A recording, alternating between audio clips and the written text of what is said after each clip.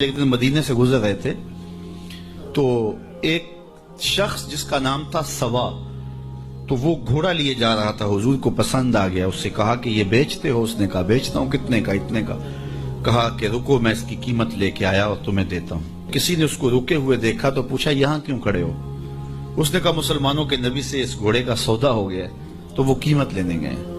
اس نے کہا مجھے زیادہ پیسوں سے دے دو، تو اس نے کہا میں تو یار سودا کر چکا ہوں۔ اس نے کہا کہ کوئی گواہ تھا؟ کہا نہیں۔ کہا مکر جانا۔ اس کو پیسوں کی لالچ آ گئی، اس نے کہا ٹھیک ہے حضور، اتنے میں قیمت لے کے پہنچ گئے۔ تو اس نے کہا میں نے تو آپ سے سودا کوئی نہیں کیا۔ حضور نے کہا ابھی تو سودا ہوا ہے۔ وہ کہنے لگا میں نے سودا کوئی نہیں کیا۔ لوگ بھی اکٹھے ہونے لگے، ہجوم بن گیا۔ اب حضور کہے میں نے گھوڑا خریدا ہے، وہ کہے میں نے بیچا نہیں۔ اب جب لوگوں کا ہجوم بنا تو لوگوں کے ہجوم کا بھی ایک پریشر ہوتا ہے۔ تو اس نے کہا کہ اگر بات لوگوں پہ چلی گئی تو صادق بھی یہ ہیں، امین بھی یہ ہیں، تو لوگ تو انہیں سچا کہیں گے۔ اس نے کہا اچھا مجھے یہ بتائیں کہ جب دو آدمیوں کے مابین یوں نزاع بن جائے تو اس میں تصفیہ کی صورت کیا ہوتی ہے آپ کی شریعت میں؟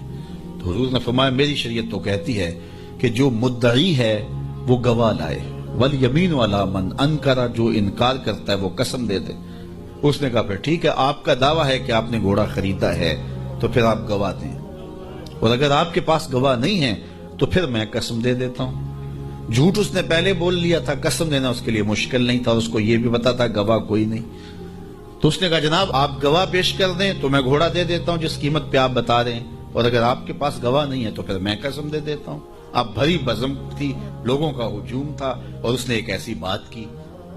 قبل اس سے کہ کچھ دیر گزرتی، حضرت حذیفہ بن یمان الانصاری رضی اللہ تعالیٰ عنہ آگے بڑھے اور کہا کہ گواہی مانگتا ہے؟ اس نے کہا جی میں گواہی مانگتا ہوں۔ تو کہا میں گواہی دیتا ہوں، جتنے میں حضور نے بتایا اتنے میں سودا ہوا ہے اور حضور نے گھوڑا خریدا ہے۔ اس نے کہا جی ٹھیک ہے میرا مطالبہ پورا ہو گیا، گواہی چاہیے تھی، درکار تھی گواہی مل گئی۔ تو اس نے گھوڑا دے دیا اور قیمت اس نے لے لی۔ قیمت اس نے اپنی مرضی کی گھوڑے کے مطابق ہی لی تھی، وہ تو زیادہ پیسوں کے لالچ میں مکرا تھا۔ تو خیر اس کو راستہ نکلنے کا مل گیا، لوگ ہٹنے لگے تو حضور نے حضرت حذیفہ رضی اللہ تعالیٰ عنہ کو اشارے سے قریب کیا اور کہا کہ تم نے گواہی دی، تم تو موقع پہ موجود ہی نہیں تھے، تو تم نے گواہی کیسے دی؟ تو حضرت حذیفہ رضی اللہ تعالیٰ عنہ نے کہا حضور گھوڑا کیا ہے، آپ کے کہنے پہ تو ہم نے رب کی گواہی دے دی، ہم نے رب کو دیکھا تھا، آپ نے کہا نہ ہے تو ہم نے مان لیا، تو یہ گھوڑا کیا ہوتا ہے؟ تو حضور نے حضرت حذیفہ کا ہاتھ پکڑ کے فضا میں بلند کیا اور لوگوں کو کہا جانے والوں رک جاؤ۔